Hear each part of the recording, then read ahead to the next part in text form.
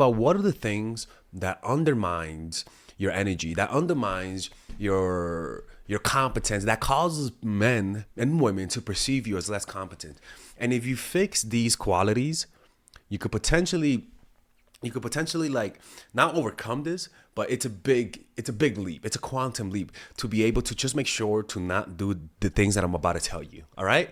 Now, these things are qualities that were embedded into women by culture, right? These are not natural qualities. These are learned qualities. And because they're learned, you can unlearn them. First one, apologizing excessively. Consistently apologizing for actions or decisions, even when it's not necessary, can be perceived as a lack of confidence or assertiveness, leading others to question your ability and authority. People who over apologize too much come across as incompetent and come across as weak. If you make a mistake, apologize and move on. Don't over explain yourself. Don't sound like you're humbling. Well, do sound like you're humbling yourself. But if you have the quality of over apologizing and saying sorry too much, pay attention to that and just completely stop it, right? The next one is being overly agreeable. Always agreeing with others to avoid conflict or maintain harmony might be seen as lacking independent thought or leadership qualities, potentially diminishing respect from peers. Right? Being way too agreeable, always saying yes, never really saying a no, right? Somebody asks you for help and you're always there, right? Always willing to even sacrifice the quality of your work to help somebody else because you are a good person. No, disagreeable people are perceived as more competent than agreeable people. In fact, disagreeableness is a quality that's mostly in men. And the disagreeable quality, men respect other men who have a very similar disagreeable quality. Why? Because they're difficult to deal with. Disagreeable people are difficult to deal with. And just the difficult aspect of you being difficult raises people's respect for you. Like just being disagreeable, right? For example, if you're negotiating with someone and you're not an easy negotiator, meaning you're very hard to nudge, just the fact that you're difficult to negotiate with gives you power. Just that fact.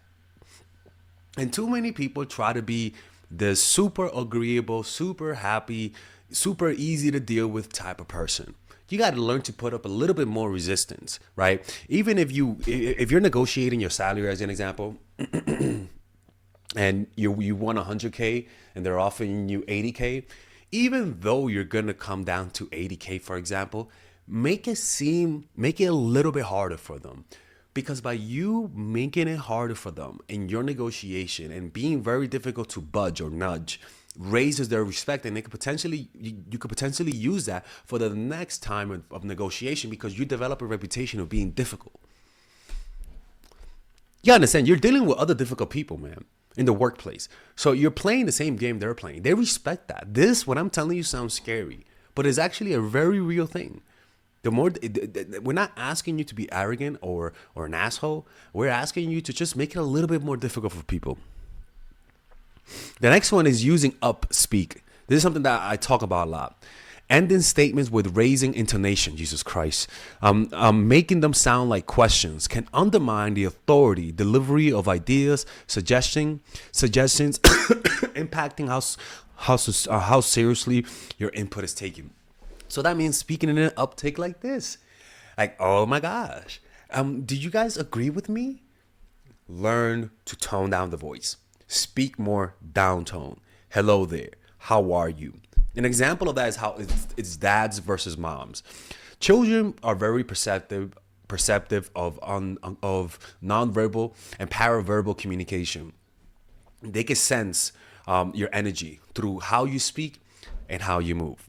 And as a result, children, there's a big correlation, obviously, one because of gender roles where the man is a punisher and the woman is a cop, but also in the voice. When a mom speaks to a kid, they have more of an upspeak, right? And that is more associated with raising kids, right? And so women have a more natural proclivity, right, to have upspeak. Both men, when they talk to their kids, they speak more of a down tone. Hey, kid, how you doing, kid? Hey kid, let's play a little game, right? It's more down tone, not all the time, right? But generally speaking. But what happens is that, it's my theory, but I believe that the tone of voice, in my opinion, causes kids to respect that a little bit more. Now, look, I could be wrong, right? But all I know is that whenever your kid is in trouble and they mess up, you don't have an upspeak. Hey, little Cartman, are you okay? Why are you messing up the tree that I fixed? No, it's like, hey, little Cartman, what are you doing? Why are you messing up the tree that I fixed? Right? It's more down tone. So you have to learn to be more speaking that serious tone. Hello there. How's it going? How's your day going? Can you do this? Can you do that? The down tone. If you just learn to speak in a down tone, just in the workplace, you come across as more competent, simply because anyone who speaks in that down tone always comes from a place of power. We always associate the down tone with an authority figure. Plain and simple, people. So just adopting that straight down tone rather than up tone will increase your power and will increase your perceived competence, right?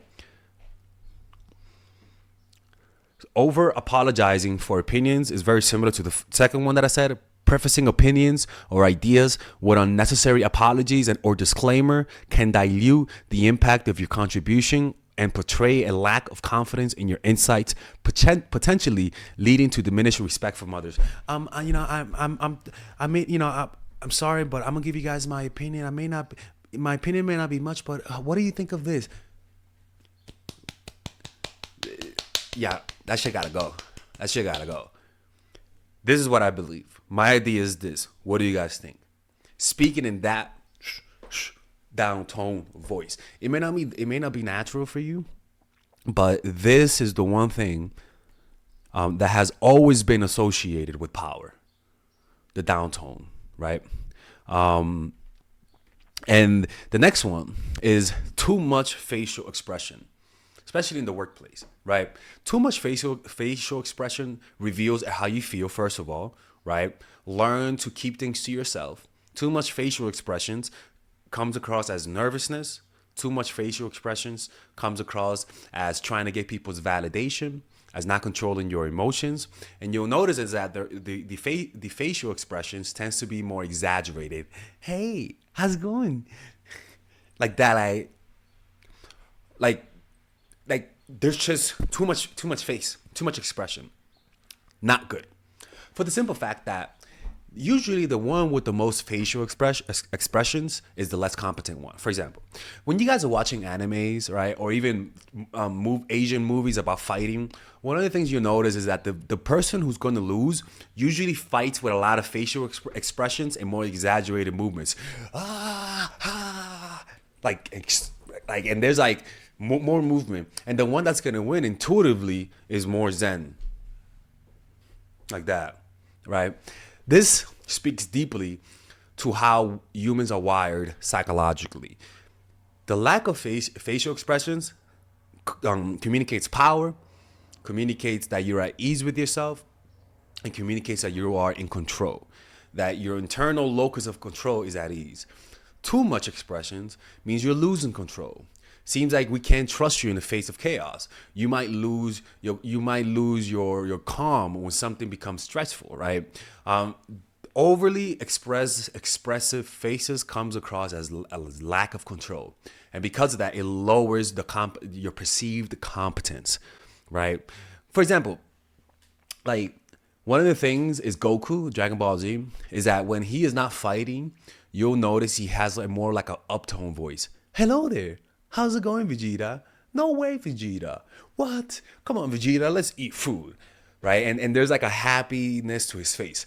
But then when he's faced with an enemy, one of the things about Goku is that he has another side to him. He starts talking. He goes from, hey, Vegeta, to, let's not, what is it like he says like, you killed my friends, now it's time to fight, right? And it's like, and so what happens is his facial expressions becomes more limited. There's less facial expressions, just one like that, and his voice becomes more downturned. And if you watch it, you could sense a visceral change in how we perceive Goku, just from that, right? Let's see this. I'm trying to find something that's very similar. Okay, here's an example, right? You're gonna see Goku being a silly person, Take my right? husband, for instance. He's across the universe training with that Whis guy, and I haven't seen him in 6 whole months. Vegeta's doing Trunk Right, and there's a lot of facial expressions with Goku, field day at school. right? Usually when they're being silly, when they're not being serious, you see just a lot of facial expressions, right? Now, when all of a sudden, when Goku turns serious, when Goku is like powerful and being serious, you'll notice there's not a lot of facial expressions in his face. With them, there is. Okay, here it is, right? Usually, when there's a difference in power in shows, you'll notice the strongest person usually has the calmest demeanor, and the weakest person usually appears to be the most nervous.